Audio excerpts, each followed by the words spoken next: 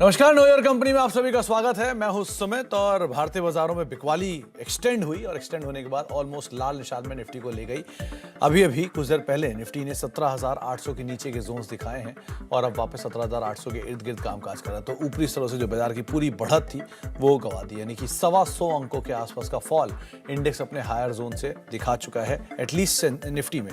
अगर Nifty bank की बात की तो निफ्टी बैंक भी प्रेशर में है, लेकिन ऊपरी स्तरों से प्रेशर कह सकते हैं कि अभी भी 114-115 अंकों के आसपास की बढ़त निफ्टी बैंक में देखने को मिल रही है। हायर जोन से निफ्टी बैंक 40,324 के आसपास पहुंच चुका है, यानी 350 अंकों के आसपास का फॉल वहां पर भी देख चुके हैं। मिड कैप इंडेक्स 32,213 के हाईज थे, 31,952 के आसपास अभी कामकाज हो रहा है। ऊपरी स्तरों से यहां पर भी करीब करीब आप 250 अंकों के आसपास का एक डिप देख चुके हैं और स्मॉल कैप इंडेक्स जो कि 10,000 के ऊपर के जोन थे अब 9,900 के आसपास आ चुका है। तो ऊपरी स्तरों से यहां पर भी करीब 120-130 अंकों के आसपास की बिकवाली हम देख चुके हैं। तो ऊपरी स्तरों से बाजार में प्रेशर जो है वो अब एक्सटेंड होता हुआ दिखाई पड़ रहा है। संभाल रहा है बाजार को आईटी, जहां पर खरीदारी है, लेकिन बाकी मेजरली मार्केट्स में प्रेशर देखने को मिल रहा है। आगे भी हम बातचीत करेंगे कुछ और स्टॉक्स को लेकर, कुछ और मार्केट के आंकड़ों को लेकर, लेकिन आज हम बातचीत करेंगे राजरतन ग्लोबल वायर की मैनेजमेंट से हमारे साथ कुछ ही देर में मौजूद होगी। उनसे हम चर्चा करेंगे कंपनी के नंबर्स को लेकर। सुनील सर हमारे साथ मौजूद भी हैं, सीएमडी कंपनी के। लेकिन सुनील सर से बातचीत करने से पहले और गाबा सर से बातचीत करने से पहले एक बार नजर डालते हैं हेडलाइंस पे।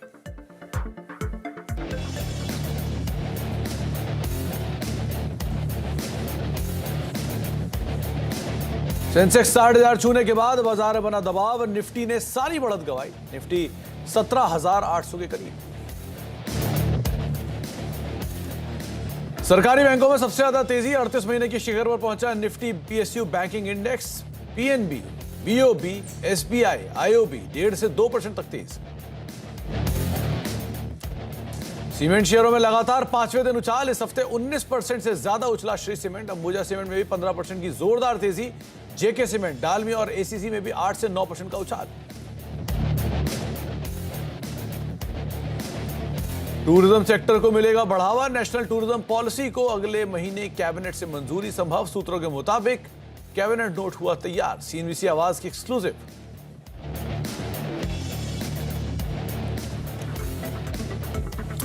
तो बाजारों में ऊपरी स्तरों से प्रेशर और प्रेशर के दम पर निफ्टी 17,800 के नीचे इंट्राडे में पहुंचा भी और 17,786 के लोस बनाने के बाद 17,800 के आसपास कामकाज करता हुआ दिखाई पड़ रहा है। थोड़ी देर पहले से गावा सर हमारे साथ मौजूद हैं और वो मान भी रहे थे कि मार्केट्स के अंदर आज की जो तेजी है वो एटलीस्ट डन है। अब थोड़ा प्रेशर रहेगा, अब जो भी है वो मंडे को ही देखेंगे, लेकिन सो फार इंडेक्स को लेकर उन्होंने राय साफ रखी थी कि आप इंडेक्स में प्रेशर ही एक्सटेंड होता हुआ देखेंगे 17,800 के नीचे। उसके बाद हमने इंडेक्स को देख लिया। गावा सर, बढ़त तो गवा दी इंडेक्स ने, लेकिन जो ये हरा निशान थोड़ा बहुत बचा है, ये भी अब क्या लाल में एक्सटेंड होगा और गिरावट गिराएगी यहां से? वेल, सेंसेक्स में लाल तो हुआ, फिर वापस ग्रीन में आ गया। इसमें स्ट्रेंथ नहीं है क्योंकि अपमूव खोला उसके नीचे आएगा, ऊपर जाएगा लेकिन नीचे आने के लिए। तो मुझे नहीं लगता स्ट्रेंथ है। अगर स्ट्रेंथ होगी तो आई विल बी सरप्राइज। हो सकता है आ जाए, लेकिन आई विल बी सरप्राइज में कहूंगा। ओके, और जो ये प्रेशर है ये निफ्टी बैंक में सो फार नहीं है, अभी तक तो आउट परफॉर्मेंस है। तो क्या ये आउट परफॉर्मेंस वापस अंडर परफॉर्मेंस में बदलेगी? इनफैक्ट बैंक निफ्टी थोड़ा ज्यादा ही वीक है निफ्टी के मुकाबले, दोनों ही वीक है। जैसे कि मैं कहा था, बैंक निफ्टी में शायद 40,200 देखने को मिल सकता है और वो भी ब्रीच हो गया तो 40,000 भी देखने को मिल सकता है तो वीक। बैंक निफ्टी और निफ्टी दोनों ही वीक में, स्ट्रेंथ नहीं है। इनफैक्ट रेसिस्टेंस है निफ्टी में 17,850 में रेसिस्टेंस है और बैंक निफ्टी में कहें तो फिर 40,400 के आसपास रेसिस्टेंस है। अब 350 पर ट्रेड कर रहा है तो वीकनेस। और कोई अगर पोजीशन शॉर्ट खोलनी हो यहां से तो कोई नाम आपके दिमाग में आ रहा है? शॉर्ट तो नहीं करनी चाहिए क्योंकि बेसिक मार्केट स्ट्रक्चर स्ट्रांग है। करना है तो शॉर्ट इंट्राडे के लिए। इंट्राडे के लिए टाइम कितना बचा है? सिर्फ 2 घंटे तो बचे। तो ये इंडिगो, ये पीवीआर, ये जो स्टॉक्स में एकाएक प्रेशर है, इनमें कुछ नहीं शॉर्ट ले सकते हम?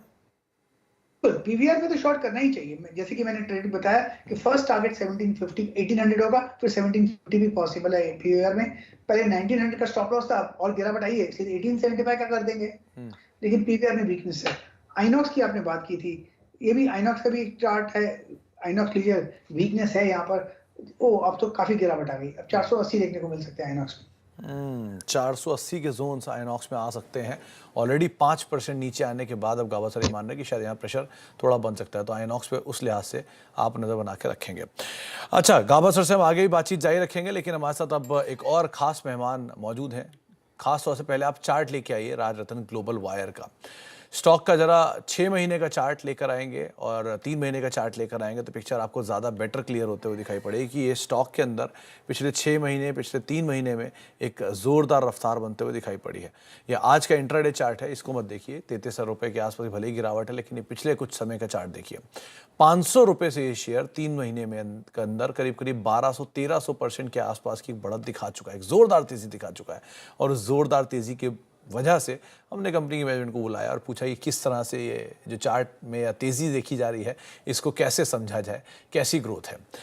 तो हमारे साथ बातचीत करने के लिए कंपनी की मैनेजमेंट मौजूद है। सुनील सर हमारे साथ मौजूद हैं जो कि कंपनी के नंबर्स को लेकर बातचीत करेंगे। सुनील सर नमस्कार, स्वागत है आपका कार्यक्रम में।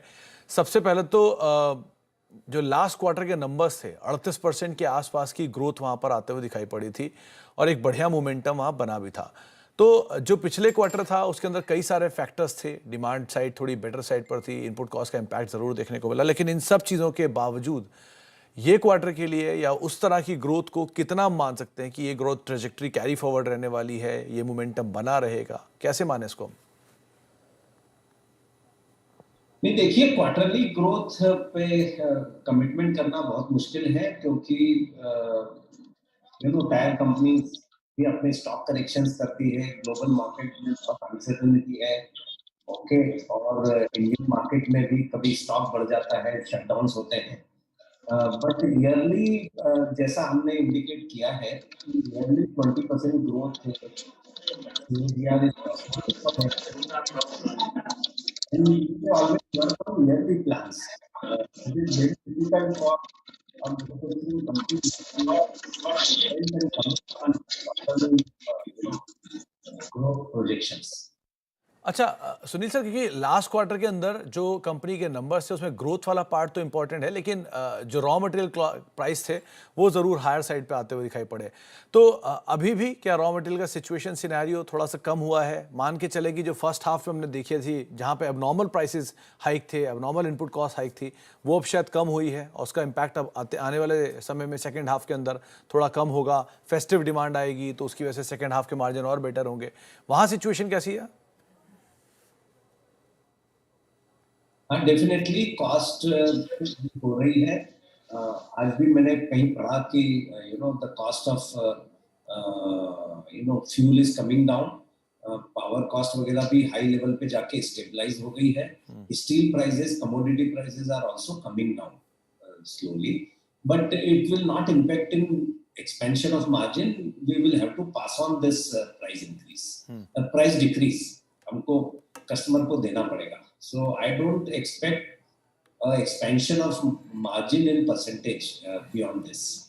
जी, अच्छा, जैसे कि आप लोग देख भी रहे हैं कि कंपनी के जो बिजनेस हैं वो एक्सपेंशन साइड पे अदर अलग अलग एरियाज़ के अंदर हैं और काफ़ी जगहों पे एक्सपोर्ट भी होता है। तो अच्छा सुनील सर, ये जो थाईलैंड प्लांट है वहाँ की सिचुएशन कैसी है, वहाँ का एक्सपेंशन कैसा है? गोइंग फॉरवर्ड जो कंपनी के ग्रीनफील्ड प्लांट्स हैं, जो एक्सपेंशन है, उसको लेकर आप क्या कहना चाह रहे हैं? अभी कंपनी की चेन्नई बिजनेस को लेकर किस तरह की कैपेसिटी है वहाँ पर, यहाँ पर फर्दर एक्सपेंशन कैसा होगा? थाईलैंड में हमने करीब 70 करोड़ का खर्चा किया है और वो कैपेसिटी 40 से 60 हजार टन होने वाली है और वो अगले 1-1.5 महीने में कंप्लीट हो जाएगा काम और नई कैपेसिटी तैयार हो जाएगी। चेन्नई में 300 करोड़ का इन्वेस्टमेंट है और 60 हजार टन की कैपेसिटी प्लान है जो कि ट्रायल प्रोडक्शन मार्च तक चालू होना है, तो वो कैपेसिटी अवेलेबल होगी अगले फाइनेंशियल ईयर के लिए। अच्छा सुनील सर, ये आप क्योंकि मेजर कस्टमर्स में सारी टायर कंपनियां, जितनी प्रोमिनेंट टायर कंपनियां हैं, चाहे वो अपोलो टायर हो, सीएट हो, जेके टायर हो, ये सब आपके की कस्टमर्स के अंदर शामिल हैं, शुमार हैं। तो अभी डिमांड का ट्रेंड कैसा देखने को मिल रहा है मैन्युफैक्चरर्स की तरफ से, और क्या डोमेस्टिक ओईएम्स को लेकर किस तरह की ऑर्डर सिचुएशन है, कैसे ऑर्डर्स वहाँ से आते हुए दिखाई पड़ रहे हैं? क्या कोई बड़ा ऑर्डर जो कंपनी ने ग्रैब किया हो वहाँ पर? नहीं, ऑर्डर बुकिंग अच्छी है बट कुछ मंथली और क्वार्टरली करेक्शंस जरूर हैं। पीछे में टायर कंपनियों ने कुछ शटडाउन्स लिए थे, थोड़ा ओवर इन्वेंट्री हो गई थी पाइपलाइन में, तो ये क्वार्टर में there are definitely inventory corrections and little pressure on the supply, little pressure on the demand, but long-term prospects are good. Companies are growing. Next quarter के projections अच्छे हैं इंडिया में. Similarly, Thailand में भी, because Europe और America में there are issues. Inflation बहुत बढ़ गया है, वहाँ भी थोड़े प्रेशर है, तो टायर कंपनियों का एक्सपोर्ट कुछ कम हुआ है. But for a niche product like bead wire, it may have a quarterly impact, but in long run we are bullish. Okay अच्छा, जो डेट सिनेरियो है कंपनी का वो लगातार रिडक्शन साइड पर है, चाहे FY23 हो 24 हो, यहाँ पर डेट रिडक्शन तुम देखने को मिल ही रहा है. तो क्या गोइंग फॉरवर्ड मान के चलें कि जो वर्किंग कैपिटल की सिचुएशन है वो इधर, या फिर जो डेट है कंपनी का वहाँ पर कुछ और फर्दर रिडक्शन आएगा FY24 तक आते आते? कैसे ये दोनों आंकड़े रहेंगे वर्किंग कैपिटल को लेकर या फिर डेट को लेकर? क्या सिचुएशन सिनेरियो बन रही है अगले फाइनेंशियल ईयर के लिए? हाँ नहीं, डेफिनेटली इस पे हमने फोकस करके इम्प्रूवमेंट किया है, और as a policy we don't want to raise very high debt. तो आप देखेंगे कि 300 करोड़ का चेन्नई इन्वेस्टमेंट भी सिर्फ हमने बहुत आवश्यकता नहीं थी, वो एज ए क्वेश्चन लिया. You will see that Rajasthan will be.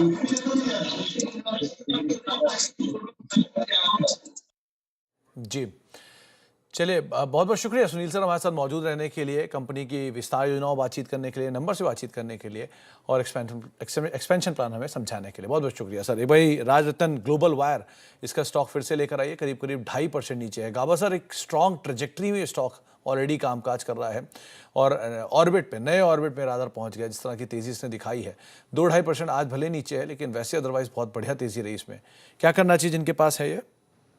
Chart structure तो बहुत ही बढ़िया है. शॉर्ट टर्म में थोड़ी प्रॉफिट बुकिंग है, लेकिन सपोर्ट मैं कहूंगा राजरत्न वायर्स का 1100 के आसपास है. अगर किसी के पास है तो होल्ड कीजिए, मुनाफे में बैठे हैं तो कोई बात नहीं, होल्ड कीजिए. चार्ट स्ट्रक्चर तो बढ़िया है. हो सकता है इतना दौड़ने के बाद साइडवेज मूव भी मिल सकता है, लेकिन ये चार्ट बढ़िया लगता है मुझे. शॉर्ट टर्म में थोड़ी वीकनेस है, 1150 देखने को मिल सकता है. ओके, तो शॉर्ट टर्म में थोड़ी वीकनेस ज़रूर है, 1150 तक आ सकता है, लेकिन अदरवाइज इस चार्ट की जो सिचुएशन है वो कहीं ज़्यादा बेहतर है. तो आप अकॉर्डिंगली यहाँ पर अपनी राय ले सकते हैं. अब हम बात करेंगे एक और इम्पॉर्टेंट इवेंट की. वर्ल्ड ईवी डे के मौके पर M&M ने अपनी नई इलेक्ट्रिकल व्हीकल XUV 400 EV से पर्दा उठा दिया है और कंपनी नई गाड़ी की बुकिंग और डिलीवरी जनवरी 2023 से शुरू करेगी. XUV 400 और कंपनी के ईवी प्लान पर M&M के ED राजेश जेजुरीकर साहब से बातचीत की, एक्सक्लूसिव बातचीत की दीपाली राणा ने. आपको सुनवाते हैं.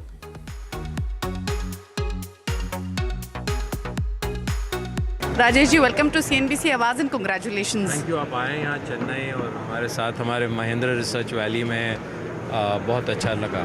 Thank you. तो पहली चीज़ तो ये हम एक्सपेक्ट कर रहे थे कि ये B सेगमेंट की गाड़ी होगी, बट जो कॉन्फ्रेंस में आपने डिटेल्स बताई ये ऑल टुगेदर C सेगमेंट की गाड़ी है. प्राइसेस आपने अभी रिवील नहीं किए हैं, जो कि आप जनवरी 2023 में करेंगे. कोई स्पेसिफिक रीज़न प्राइसेस अभी ना बताने का? वर्ल्ड ईवी डे है तो हम लोग इस अपॉर्चुनिटी को यूज़ करना चाह रहे थे, क्योंकि ये एक अपॉर्चुनिटी है कि हम लोग शोकेस कर पाते हैं कि हमारी क्या ऑफ़र है. एंड जैसे आप देख रहे हैं ये बहुत ही कम्पिटिटिव ऑफ़र है, बहुत ही प्रोग्रेसिव ऑफ़र है. It's a very strong product from every dimension. इसकी एक्सेलरेशन बेस्ट इन क्लास है compare to any vehicle which is a non luxury vehicle. So it's absolutely a vehicle which you feel is flying on you, and it is safe, and it has a range of 456 kilometers on as per ARI rating. तो ये and the spaces of a C segment car, तो ये बहुत ही बढ़िया offer है. अच्छा, इस गाड़ी की बात करें तो इसकी मैन्युफैक्चरिंग कब से स्टार्ट होगी, किस प्लांट से होगी और कितने इन्वेस्टमेंट्स आपने की हैं? या ये प्लांट ये मैन्युफैक्चर होगा हमारे नासिक प्लांट से. ये प्रोडक्शन ऑलरेडी जो इनिशियल लॉट जो आज आप देख रहे हैं is all out of the manufacturing lot. So it of the first 40-50 vehicle जो हम लोग ने ऑलरेडी मैन्युफैक्चर प्लांट में किया हुआ है. तो these are not protos, these are fully tooled up cars and we are starting the ramp up. So in a way the ramp up is already starting with pre production vehicles, और ये हम लोग progressively बढ़ाते जाएंगे नवंबर से. तो ये मान के चलें कि आगे के जो इलेक्ट्रिक प्रोडक्ट्स होंगे वो इंग्लो प्लेटफॉर्म पे होंगे. ये एक वन ऑफ प्रोडक्ट है जो कि उससे अलग है. या जो आगे के जो प्रोडक्ट्स आएंगे 2024 से इंग्लो प्लेटफॉर्म पे आएंगे, लेकिन इस प्लेटफॉर्म या इस साइज़ प्लेटफॉर्म के प्रोडक्ट्स हम लोग और भी देखेंगे कि 4.2 मीटर्स जो साइज़ है, ये 4.2 मीटर प्रोडक्ट है, और क्या क्या प्रोडक्ट्स ला सकते हैं. This something that will work. एक लास्ट क्वेश्चन, प्राइसिंग आप जनवरी में बताएंगे, बट 3 में ऑप्शंस दूँ, अगर अंडर 15, अंडर 20 या अबव 20, तो क्या कुछ आइडिया अगर आप दे. मैं बिल्कुल आपको आइडिया नहीं दूंगा. आपको कोई इनपुट देना है तो आप मैं ज़रूर मुझे दीजिए, जिससे हम लोग ये डिसीजन में ठीक से कर पाएंगे. Next 2-3 months will take input from people like you who are very close to the auto market. आप एक बहुत ही रिनोन्ड ऑटो एक्सपर्ट जर्नलिस्ट हैं, तो आपके इनपुट्स बहुत ही इनवैल्यूएबल हैं. कस्टमर से बात करेंगे, we'll get to feedback on what's the right price. And हर प्राइसिंग डिसीजन में it's an art and a science, right. तो there is no one science जिससे आप एक फार्मूला डाल के प्राइस निकाल सकते हैं. So you have to get the customer sentiment. This is a new category. So the more we show the product, the more customers drive it, will help us जज what's the right price point. Thank you Rajesh ji, आपने बातचीत की CNBC आवाज़ से, and congratulations. हालांकि product it looks exciting. कल हम चलाएंगे आवाज़ ओवरड्राइव में, आपके लिए रिव्यूज़ लेकर आएंगे जल्दी. Thank you. तो महिंद्रा 400, इसके बारे में अभी दीपाली बात कर रही थी कंपनी की मैनेजमेंट से, और जो स्टॉक है वो आज भले 1.5% नीचे कामकाज कर रहा है 1303, लेकिन ये रिसेंटली अपने नए ऑल टाइम हाइस को हिट करके आया है, तो बढ़िया तेजी ऑलरेडी दिखा चुका है. तो मार्केट भी ऊपरी स्तरों से बिकवाली के साथ 40,322 के स्तरों पर निफ्टी बैंक अभी कामकाज करता हुआ दिखाई पड़ रहा है, और ऊपरी स्तरों से थोड़ा प्रेशर के साथ निफ्टी एटलीस्ट 17,800 को तो होल्ड कर ही रहा है. 17,800 के इर्द गिर्द कामकाज करता हुआ. एक ब्रेक का वक्त है, ब्रेक के बाद लौटते हैं और बातचीत करते हैं.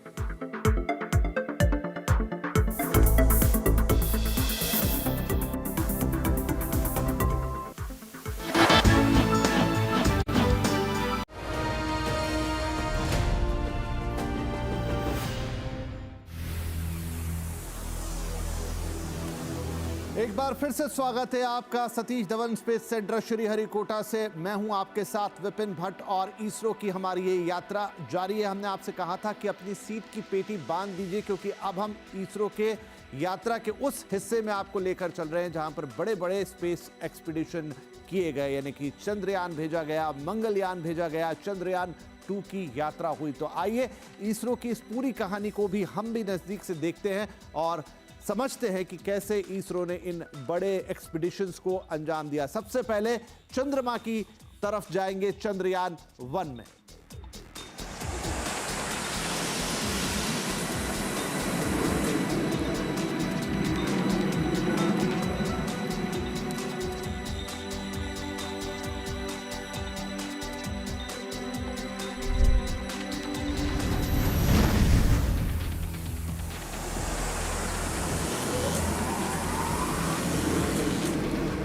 मिशन चंद्रयान एक महत्वाकांक्षी मिशन था इसरो के लिए, जब उसने अंतरिक्ष में अपनी दूरी को थोड़ा और बढ़ाया और चल पड़ा चंद्रमा की तरफ.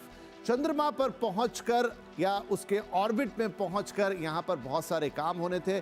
2008 22 अक्टूबर को चंद्रयान ने उड़ान भरी, यहीं श्रीहरिकोटा के सतीश धवन स्पेस सेंटर से.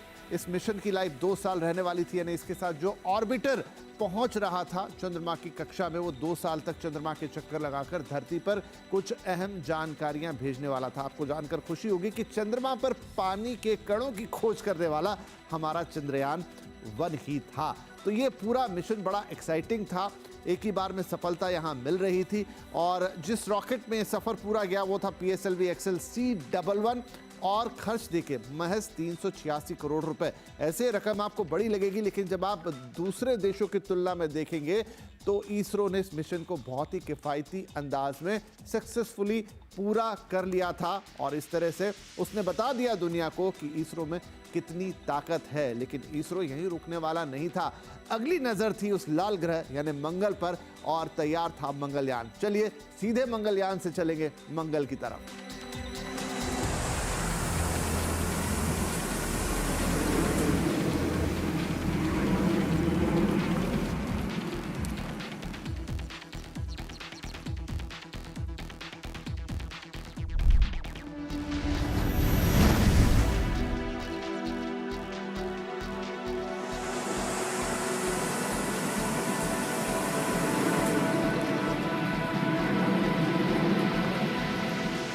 मंगल ग्रह पर आपका स्वागत है. मार्स ऑर्बिटर मिशन इसरो के इतिहास का सबसे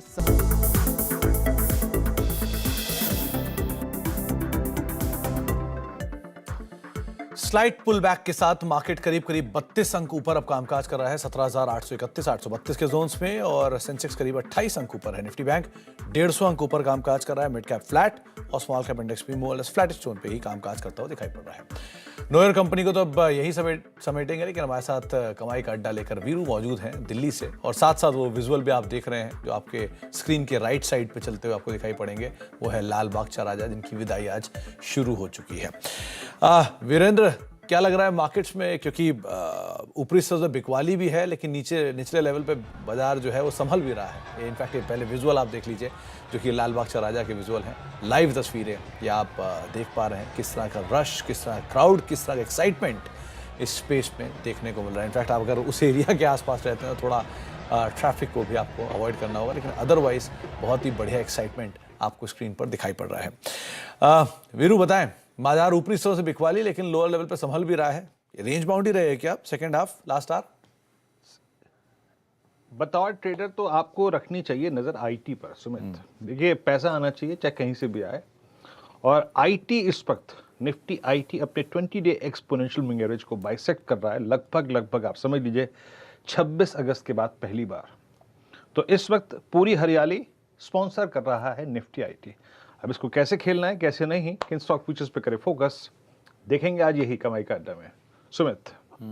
तो आईटी इनफैक्ट डे हाई पर पूरा इंडेक्स है, 2% की तेजी, वैल्यू बाय भी हो रही है और साथ साथ शॉर्ट कवरिंग भी है। तो स्पेस के अंदर अलग अलग तरीके से मूव है, हैवी वेट से लेके मिड कैप से लेके स्मॉल कैप, सब में एक बढ़िया मूव है। इस पर बातचीत होगी छोटे से ब्रेक के उस पार। नमस्कार।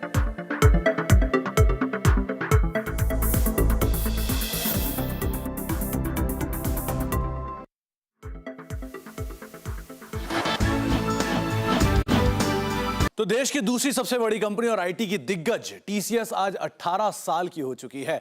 2004 25 अगस्त को इसकी लिस्टिंग हुई थी और वहां से लेके आज तक की जर्नी जो है वो काबिले तारीफ है।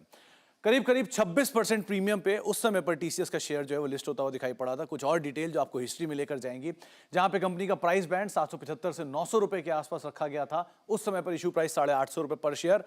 आईपीओ का साइज करीब 4,713 करोड़, जो उस समय का सबसे बड़ा आईपीओ के तौर पे शुमार होता था, और सब्सक्राइब करीब 7-7.5 गुना ये आईपीओ उस समय सब्सक्राइब होता दिखाई पड़ा। इसमें एचएनआई का इन्वेस्ट काफी ज्यादा इंटरेस्ट बनता हुआ दिखाई पड़ा था।